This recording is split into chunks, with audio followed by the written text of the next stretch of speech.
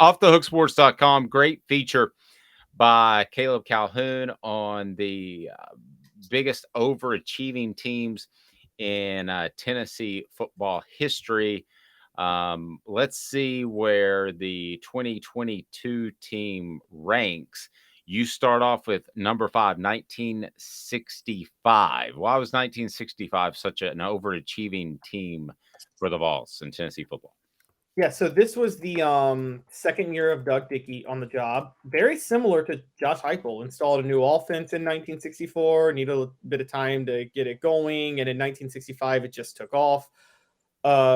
Tennessee started the year unranked. The reason I have this not higher is because technically the AP poll only did preseason top 10s at this time. Although I think it's pretty well established that Tennessee wouldn't have been ranked even if they did a top 20.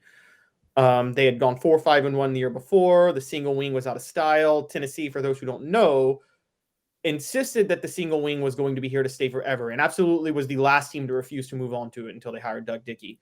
And he went 4-5-1 with the team the first year, and this year it took off. They went 8-1-2, finished number 7, tied Auburn and Alabama. And the emergence of the Swamp Rat was the final regular season game of the year against UCLA in Memphis. They won 37-34. Dewey Warren, with the legend of Dewey Warren, was born that day.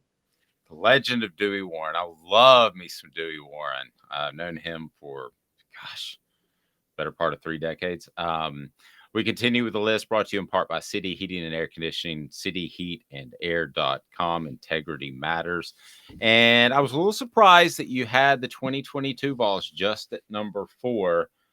I would have had them a little bit higher based off your list, but tell me why they were number 4 in your mind. So this ranking was based on teams that started unranked and who finished highest. And this team, we can quibble or debate about whether or not they should have finished higher, but at the end of the day, they finished number 6, going 11-2. Obviously had the South Carolina loss, but still had amazing wins over Clemson, Alabama, Florida, Pittsburgh on the road. But going from the other teams I named, all finished in the top 5, and that was kind of the difference. And if they didn't and they also either had 11 wins or won the SEC championship, whereas this team did have 11 wins but didn't win the SEC title. Fair enough. Again, hit that like button. We greatly appreciate it. Brings more people into the show. And if you haven't subscribed, please do that. So then we get to the 1970 Vols. Obviously, that was before both of our times. But your thoughts on why Tennessee in 1970 was one of the most overachieving teams in school history?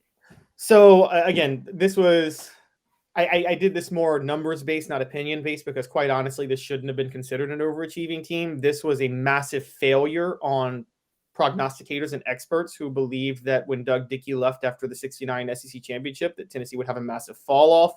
They didn't realize how loaded Tennessee was talent-wise still. I think Bobby Scott was the quarterback around this time. I'm sorry? No, he says, well, from time to time. Go ahead. But they had everybody back from the year before, basically. So they went 11-1. Only loss was to Auburn. They won the Sugar Bowl against Air Force, finished number 4 that year after starting unranked.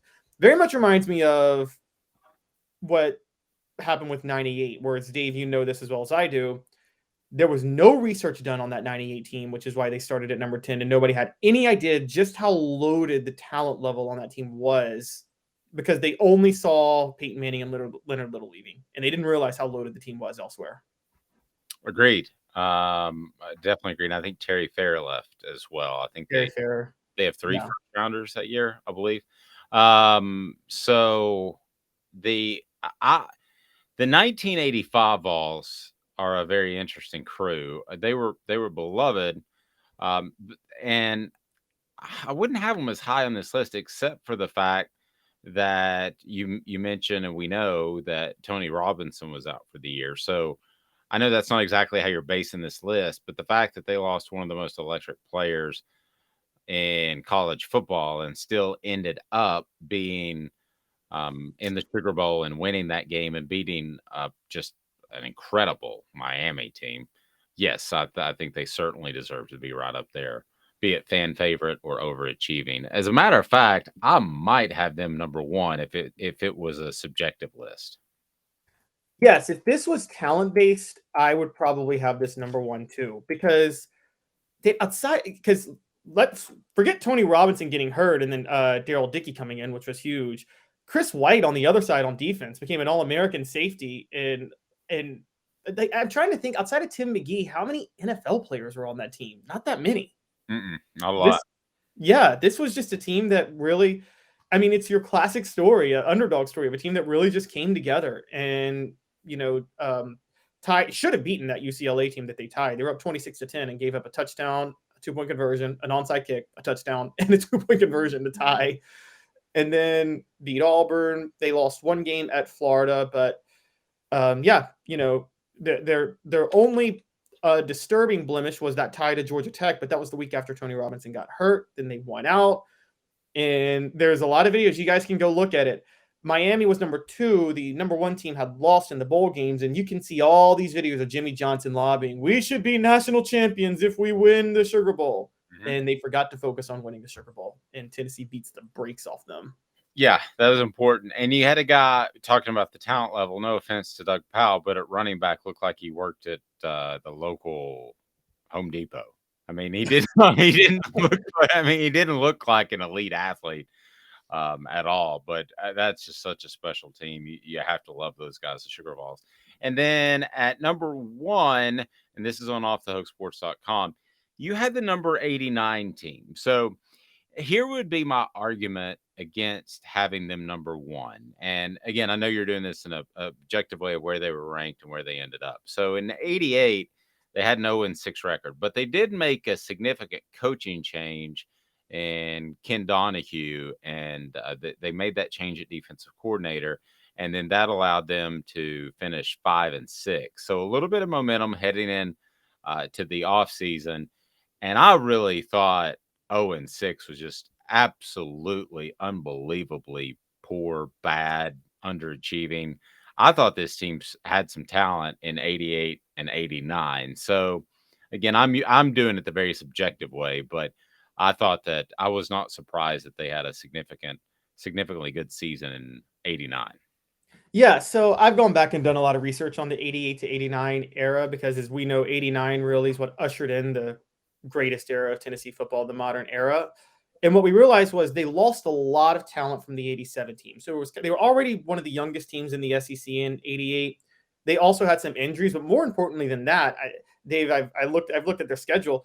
They had the most brutal first 6 games. I mean, they played 4 ranked teams plus a Steve Spurrier-led Duke, and we know that. And actually, the only other unranked team they played was Washington State, who finished the year ranked, and I think they won the Pac-10 that year. It was the Pac-10 at the time. So just a brutal first 6 games to start the year with a rebuilding team and injury. So, of course, they start 0-6.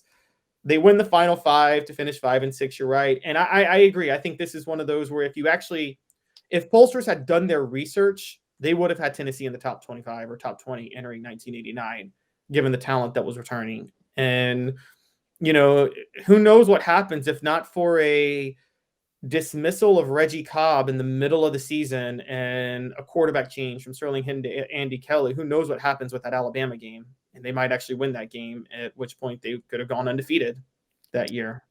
I remember sitting there waiting to get my hair cut when I guess I was like 14 years old and hearing the news that Reggie Cobb had been dismissed the week of the Alabama game. That was pretty big news.